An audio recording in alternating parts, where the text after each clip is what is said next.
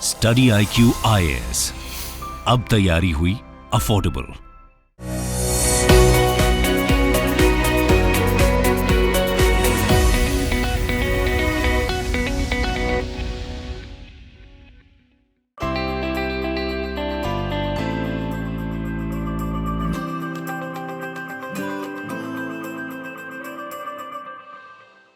नमस्कार दोस्तों, स्वागत है आप सभी का स्टडी IQ में। मैं हूं आपका दोस्त राहुल सायगांवकर। आज हम लोग एक बहुत ही दिलचस्प विषय के ऊपर चर्चा करने वाले हैं। हमारी चर्चा का विषय है वेस्टर्न सहारा। अब ये वेस्टर्न सहारा है क्या? एक देश है अफ्रीका में जिसका विवाद चल रहा है मोरक्को के साथ बहुत सालों से। तो आज हम लोग सबसे पहले जानेंगे वेस्टर्न सहारा इशू या फिर वेस्टर्न सहारा रो है क्या। उसके बाद हम लोग जानेंगे कि दो देशों के बीच, वेस्टर्न सहारा और मोरक्को के बीच एक विवाद चल रहा है। उस विवाद के चलते अल्जीरिया ने और स्पेन ने अपनी ट्रेड टाइज क्यों सस्पेंड किए हैं।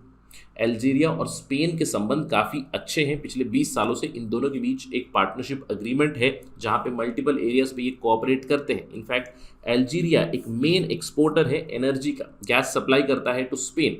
लेकिन वेस्टर्न सहारा रो के चलते इन दोनों ने अपने ट्रेड टाइज या फिर अपने जो रिलेशंस है उन्हें सस्पेंड क्यों कर दिया, ये भी हम लोग जानेंगे। एग्जाम के दृष्टिकोण से यहाँ पे काफ़ी इंपॉर्टेंट ज्योग्राफिकल इन्फॉर्मेशन मिलेगी।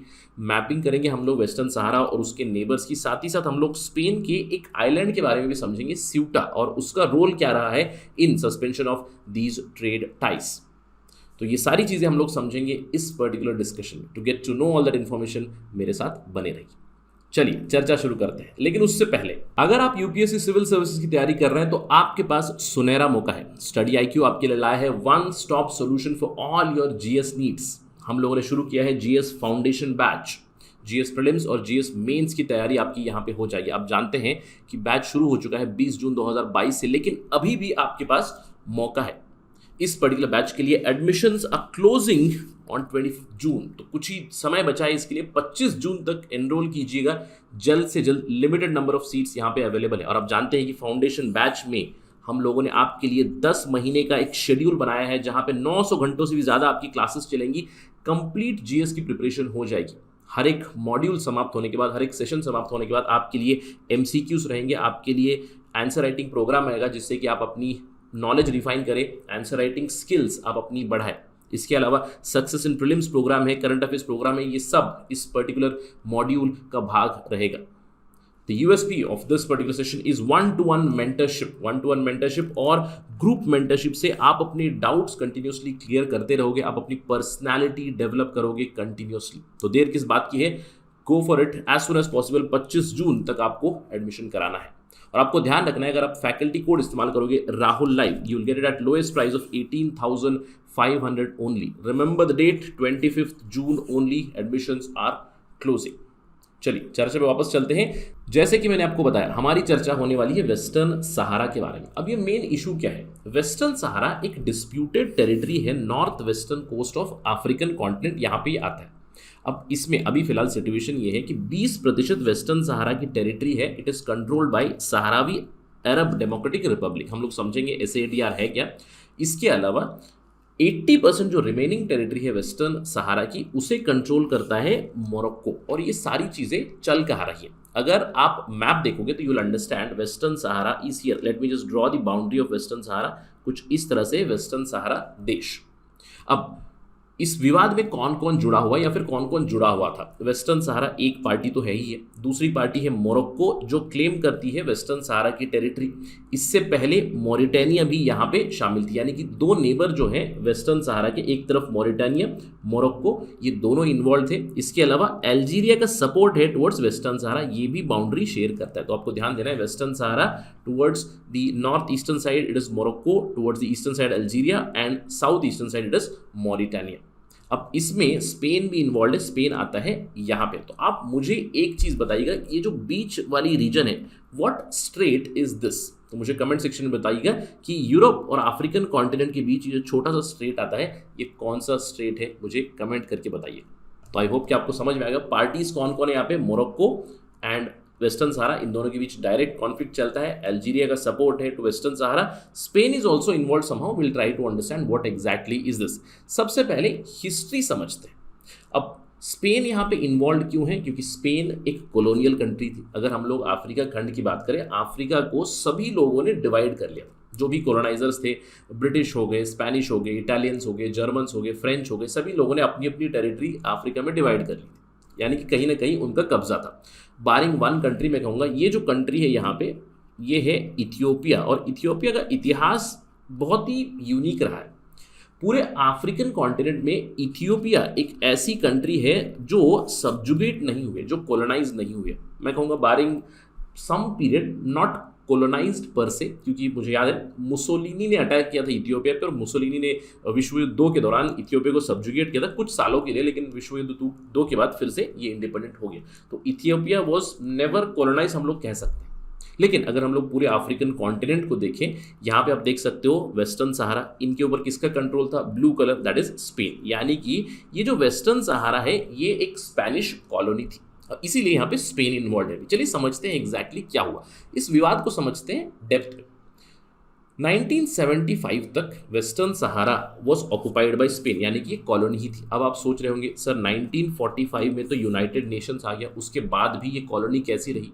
देखिए, वेस्टर्न सहारा को यूनाइटेड नेशंस की एक लिस्ट में रखा गया था नॉन सेल्फ गवर्निंग टेरिटरीज, क्योंकि यहाँ पे सेल्फ डिटर्मिनेशन की वोट नहीं हुई थी, रेफरेंडम नहीं हुई थी, तो यहाँ पे नॉन सेल्फ गवर्निंग टेरिटरी करके रखा हुआ था, जिसका मैंडेट था स्पेन के साथ।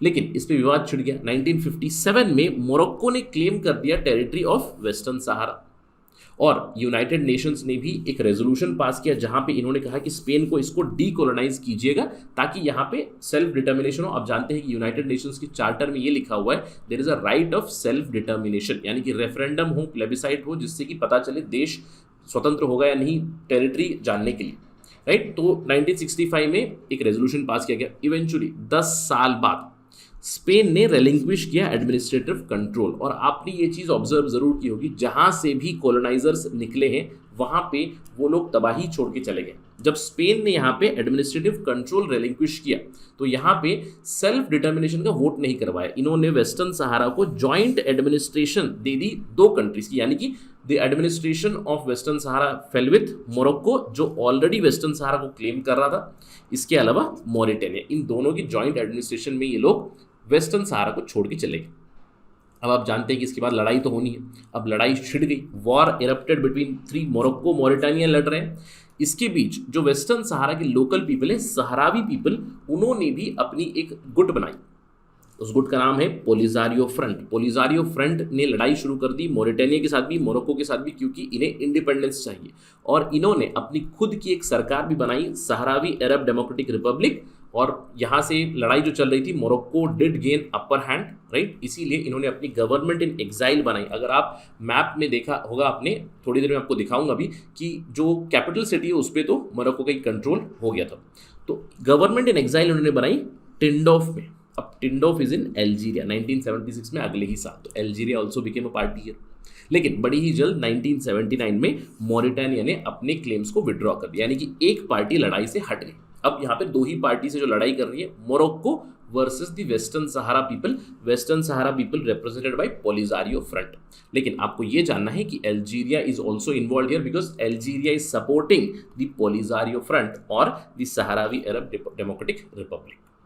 अब संयुक्त राष्ट्र का ये मानना है कि Polisario Front is the legitimate representative, और यूएन आप जानते हैं कि it believes in right of self determination, यानी कि जो भी यहाँ के लोकल पीपल है वो वोट करे और वो खुद अपनी गवर्नमेंट सेटअप करे। लेकिन अभी तक ये नहीं हुआ है।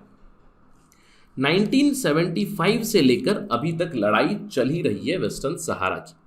इनफैक्ट 2007 में इस डेडलॉक को ब्रेक करने के लिए, क्योंकि मोरक्को की सरकार, मोरक्को में मोनार्की चलती है, मोरक्को की सरकार जो है वो मोनार्की जो है, उन्होंने एक सॉल्यूशन प्रपोज किया जहां पे इन्होंने कहा कि वेस्टर्न सहारा को हम लोग लिमिटेड ऑटोनॉमी कर सकते हैं under the Sahrawis, under the Polisario Front, लेकिन they would be under the administrative control of the Moroccan government itself, लेकिन ऑटोनॉमी देंगे। इसको पोलिसारियो फ्रंट ने रिजेक्ट कर दिया, 2007 के इस आइडिया को रिजेक्ट कर दिया। अब पोलिसारियो फ्रंट चाहता है कि हम इंडिपेंडेंट रहे। इसके अलावा जो एरिया मोरक्को कंट्रोल करता है, अब देखिए वॉर के बाद सिचुएशन कुछ इस तरह से हो गई है, 80% एरिया, जो इतना पूरा एरिया है, ये मोरक्को कंट्रोल करता है। बहुत ज़्यादा मैरीटाइम रोड भी यहाँ पे कंट्रोल करता है। अब पोलिसारियो फ्रंट को इस तरफ वाला एरिया पे कंट्रोल है, 20% एरिया पे इनका कंट्रोल है, इसीलिए दे आर नॉट एक्सेप्टिंग। और मोरक्को का सोल्यूशन भी ये था कि जो सहारावी रिपब्लिक ये लोग चलाते हैं, डेमोक्रेटिक रिपब्लिक, इसको ऑटोनॉमी देंगे under the Moroccan government itself, ये रिजेक्ट कर दिया। और टिंडोफ आता है यहाँ पे इन अल्जीरिया। अब आपको ये ध्यान देना है कि Algeria is supporting the SADR, Morocco is fighting SADR and SADR is fighting for independence. एक सोल्यूशन एक फ्लोट किया गया 2007 में विच वॉज रिजेक्टेड। तो ये सिचुएशन है, current status is this itself. अब इस पूरे लड़ाई में आपको लग रहा होगा कि सर अल्जीरिया का क्या रोल है। देखिए, अल्जीरिया और मोरक्को का खुद का विवाद चलता है even before the Morocco and Polisario Front fight. क्यों? क्योंकि अल्जीरिया और मोरक्को ने खुद भी एक वॉर, इन दोनों के बीच वॉर छिड़ा था 1962 में ओवर द बॉर्डर। इसके अलावा अल्जीरिया का पहले से ही समर्थन रहा है रेवोल्यूशनरी मूवमेंट्स के लिए। अल्जीरिया ने बहुत सारे रेवोल्यूशनरी मूवमेंट्स को पहले भी समर्थन दिया था, जिसके चलते मोरक्को इसको पसंद नहीं करता। अब यहाँ पे इस रेवोल्यूशनरी मूवमेंट को भी अल्जीरिया सपोर्ट करने लगा। कौन सा? द SADR और द पोलिसारियो फ्रंट। 1,73,000 से भी ज़्यादा सहारावी रेफ्यूजीज अभी फिलहाल अल्जीरिया में हैं। बहुत सारे लीडर्स जो हैं पोलिसारियो फ्रंट के, वो भी इनको भी शरण दे चुका है अल्जीरिया। अब इसके चलते, बॉर्डर डिस्प्यूट के चलते और सपोर्ट टू पोलिसारियो फ्रंट के चलते, अल्जीरिया और मोरक्को के बीच भी कई बार स्कर्मिशेस हो चुकी हैं। रिसेंट में भी स्कर्मिशेस हो चुकी हैं। मोरक्को की अटैक की वजह से कुछ Algerians died a few months back. लेकिन 1994 से ही इन दोनों के बीच बॉर्डर क्लोज है। आप देख सकते हो बॉर्डर काफ़ी लंबा है और इन दोनों के बीच बॉर्डर क्लोज है। क्यों? क्योंकि अल्जीरिया का समर्थन है टू दी पोलिसारियो फ्रंट। अब इस डेवलपमेंट के बीच क्या हुआ है? हाल ही में स्पेन और अल्जीरिया ने अपने रिलेशंस ब्रेक कर दिए। क्यों? क्योंकि जून 2022 में Algeria suspended, suggesting that Spain has changed sides. अब स्पेन कौन है? स्पेन हम लोग कह सकते हैं the mother country. Why? Because that was the coloniser, right? तो 2002 में स्पेन और अल्जीरिया के बीच एक एग्रीमेंट या फिर कोऑपरेशन एग्रीमेंट साइन हुआ था, जहां पे वो political cooperation, economic cooperation, financial, education, defence based cooperation करेंगे। तो 20 सालों से इन दोनों के बीच संबंध काफ़ी अच्छे हैं और बाउंड्री भी लगी जाती है। आप देख सकते हो यहाँ पे अल्जीरिया, यहाँ पे स्पेन, यहाँ पे, और स्पेन का एक छोटा सा आइलैंड है स्यूटा, यहाँ पे स्यूटा का भी छोटा सा रोल है। आप थोड़ी देर में समझोगे इसको। तो 20 सालों से जो रिलेशन थे दो कंट्रीज के बीच, अभी वो ब्रेक हो चुके हैं। ये क्यों? क्योंकि स्पेन ने अपना जो स्टांस था उसे बदल दिया। अब सवाल ये उठता है कि why did the Spanish change sides and who announced it? देखिए, वेरी फनीली स्पेनिश पोजीशन को मोरक्कोन अथॉरिटी ने डिक्लेयर कर दिया कि स्पेन ने अपनी ऑफिशियल पोजीशन बदल दी है। स्पेन जो पहले यूनाइटेड नेशंस स्पॉन्सर्ड रेफरेंडम की बात करता था, अभी वो 2007 की जो ऑटोनॉमी की सोल्यूशन है जो मोरक्को ने फ्लोट किया था, उसका समर्थन करता है। इस तरह का स्टेटमेंट आया पहले मोरक्को से, जिसकी पुष्टि की गई स्पेनिश फॉरेन मिनिस्ट्री द्वारा। तो इसका मतलब क्या है? Spain change the sides. अब सवाल उठता है, why did Spain change the sides? Did Morocco pressurise Spain? क्यों? क्योंकि अगर स्पेन की बात करें, नॉर्मली जो कोलोनाइजर होता है, कोलोनाइजर अभी तक का जो भी ट्रैक रिकॉर्ड रहा है, they are suppose to maintain some sort of neutrality. जो भी विवाद हो रहे हैं उसमें न्यूट्रलिटी मेंटेन करनी है, लेकिन they seldom maintain that, right? We do know their history. और स्पेन ने भी कई सालों तक ये न्यूट्रलिटी मेंटेन की। इन्होंने यूनाइटेड नेशंस की जो टैगलाइन थी कि यूएन रेफरेंडम होना चाहिए, इसको समर्थन दिया। लेकिन सडनली अभी उन्होंने अपना स्टांस बदला, जहाँ पे इन्होंने कहा कि मोरक्को का जो 2007 का सोल्यूशन था, जिसमें हम लोग SADR का जो एरिया है उसे ऑटोनॉमी देंगे, इसको समर्थन किया। अब ये क्यों हुआ? क्योंकि पिछले 2 सालों में कुछ डेवलपमेंट हुई है। कोविड-19 के चलते पोलिसारियो फ्रंट के एक लीडर थे ब्राहिम घाली, इनकी ट्रीटमेंट चल रही थी स्पेन में। जब ये पता चला कि पोलिसारियो फ्रंट के लीडर्स स्पेन में ट्रीटमेंट ले रहे हैं, तो मोरक्को अथॉरिटी ने इसके प्रति आपत्ति जताई और स्पेन के ऊपर डिप्लोमेटिक प्रेशर डालने के लिए स्पेन का जो आइलैंड है स्यूटा, उसकी जो बॉर्डर कंट्रोल्स थी उसको उन्होंने ईज आउट कर दिया। यानी कि जैसे ही उस बॉर्डर पे बॉर्डर कंट्रोल्स ईज आउट हो गई, तो नदर्न कोस्ट से, अफ्रीकन कोस्ट से 10,000 इमिग्रेंट्स स्यूटा में पहुंचे। तो यहाँ पे स्पेनिश अथॉरिटीज को काफ़ी प्रॉब्लम हुई। इसका मतलब क्या है? Morocco did put some sort of diplomatic pressure so that Spain changes sides. और जो स्पेन ने अभी साइड बदला है, एक्सपर्ट्स कहते हैं it is likely to end for a long running dispute with Morocco. Morocco और स्पेन का भी डिस्प्यूट चलता है ओवर द स्यूटा आइलैंड, जहां पे इन्होंने एक्शन ली, बहुत सारे इमिग्रेंट्स को छोड़ दिया इन्होंने स्यूटा आइलैंड में, जिसकी वजह से स्पेन को प्रॉब्लम हुई। क्यों? क्योंकि स्पेन ने एक पोलिसारियो फ्रंट के लीडर को वहां पे शरण दी, उनको ट्रीटमेंट दी कोविड-19 के चलते, और वापस ये जो लीडर है Brahim Ghali is back to Algeria, right. अब इस शिफ्ट के चलते अल्जीरिया ने अपने संबंध ब्रेक कर दिए। अब इन सब चीज़ों से हो क्या सकता है? देखिए, जैसे कि मैंने आपको बताया, अल्जीरिया एक रिसोर्स रिच कंट्री है, एक नेट एक्सपोर्टर है एनर्जी का, और अल्जीरिया बहुत सारा एनर्जी सोर्स या फिर गैस एक्सपोर्ट करता है टुवर्ड्स स्पेन। दो मेन पाइपलाइन है, एक है direct pipeline through the water route, एक है pipeline through the Moroccan route also. तो अल्जीरिया की दो एनर्जी सप्लाई की एग्रीमेंट्स थी, एक मोरक्को के साथ, एक स्पेन के साथ डायरेक्टली। तो मोरक्को के साथ तो इन्होंने कह दिया कि हम अपनी एनर्जी एग्रीमेंट रीन्यू नहीं करेंगे। स्पेन के साथ भी इन्होंने कहा है कि we are not going to renew. इसके अलावा अल्जीरिया ने सबसे पहले ट्रेड टाइज तो सस्पेंड कर ही दिए हैं, जो भी ट्रेड था स्पेन के साथ उसे सस्पेंड कर दिया है because of their change in stance. इसके अलावा इन्होंने स्पेन को एक धमकी भी दी है। इन्होंने कहा है कि अगर हमारा एनर्जी सोर्स या फिर हमारा गैस जो स्पेन में जा रहा है, अगर वो बाईपास करके मोरक्को पहुंचा और अगर हमें ये पता चला, then we would suspend the export of gas completely. आप जानते हैं कि ऑलरेडी यूरोपियन यूनियन में एनर्जी की क्राइसिस चल रही है, और इसके चलते अगर अल्जीरिया ने स्पेन को गैस सप्लाई बंद कर दी, then Spain itself and other European countries they would be jeopardised from the energy security perspective. तो अभी स्पेन का जो चेंज ऑफ स्टांस हुआ है, इसके ऊपर हमारी कंटिन्यूस नज़र रहेगी। क्या डेवलपमेंट होगी ये तो हम लोग जानेंगे। आई होप कि आपको कंप्लीट इशू समझ में आ गया, वेस्टर्न सहारा का इशू, कौन कौन पार्टी से, क्यों स्पेन ने अपना साइड बदला, क्योंकि वो अपने रिलेशंस मोरक्को के साथ नॉर्मलाइज करना चाहते थे, लेकिन मोरक्को के साथ रिलेशंस नॉर्मलाइज करने के चक्कर में उनकी अल्जीरिया के साथ रिलेशंस खराब हो चुकी है। अब इस पूरे विवाद में आपके दिमाग में एक चीज़ ज़रूर आ रही होगी कि सर आपने बताया 1975 से मोरक्को और पोलिसारियो फ्रंट या फिर एसएडीआर के बीच लड़ाई चल रही है। अल्जीरिया भी यहाँ पे कहीं ना कहीं पार्टी बन चुका है, समर्थन दे रहा है एसएडीआर का। तो इन सब में यूनाइटेड नेशंस का क्या कोई रोल रहा है? क्योंकि यूएन का तो कहना है राइट ऑफ सेल्फ डिटरमिनेशन होना चाहिए, तो टेक्निकली वेस्टर्न सहारा में भी राइट ऑफ सेल्फ डिटरमिनेशन होना चाहिए। तो यूनाइटेड नेशंस ने सिंस 1975 अभी तक 47 यूनाइटेड नेशंस जनरल असेंबली के रेजोल्यूशंस आ चुके हैं, 69 यूनाइटेड नेशंस सिक्योरिटी काउंसिल के रेजोल्यूशन आ चुके हैं, जहां पे इन्होंने कहा है कि वेस्टर्न सहारा का डिस्प्यूट सॉल्व करें।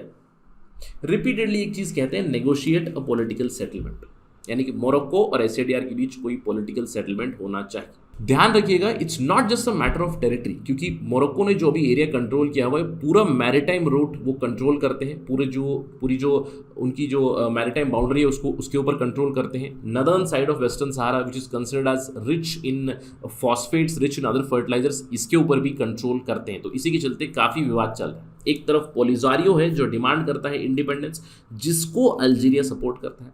दूसरी तरफ है मोरक्को जो कहता है कि हम इसे ऑटोनोमस रीजन बनाएंगे। 2007 से ही इन्होंने एक सॉल्यूशन फ्लोट किया हुआ है जिसको पोलिसारियो रिजेक्ट करता है।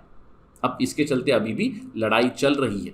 यूनाइटेड नेशंस का एक मिशन भी यहाँ पे है, इसको आपको ध्यान रखना है, MINURSO, मिनोरसो यहाँ पे एक मिशन है, United Nations mission for referendum in western Sahara. This mission is already there from United Nations, लेकिन अभी तक कोई एक्शन नहीं हुई है। अब इस वेस्टर्न सहारा इशू के चलते दूसरे दो देशों के बीच भी प्रॉब्लम हो गई है, Algeria and Spain. And remember, Algeria is energy rich country, part of OPEC, energy exporting country है, जिसने अभी एक धमकी दी है कि हम गैस एक्सपोर्ट्स रोक सकते हैं। So let's wait and watch what happens next. इसके ऊपर हमारी नज़र कंटिन्यूसली रहेगी। अगर कोई अपडेट आएगा तो will discuss this as soon as possible on study IQ। Exam के दृष्टिकोण से please remember the geography of this region, locations ध्यान रखिएगा। मैंने आपसे पूछा कौन सा स्टेट है, do let me know in the comment section. Thank you for watching this. जय हिंद।